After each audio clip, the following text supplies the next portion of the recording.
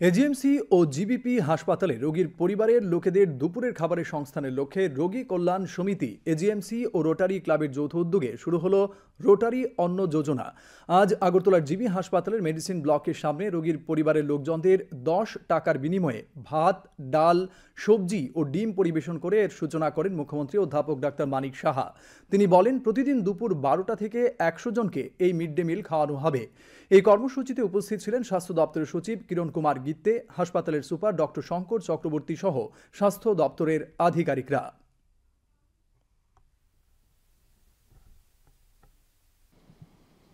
এখানে রোগী কল্যাণ সমিতি এবং রোটারি ক্লাবের যৌথ উদ্যোগে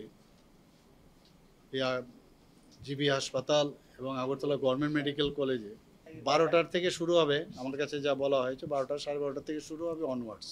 প্রথমে ওরা বলছিল যে ১০০ জনের মতো প্রথমে শুরু করছে, ১০০ জন প্রতিদিন 100।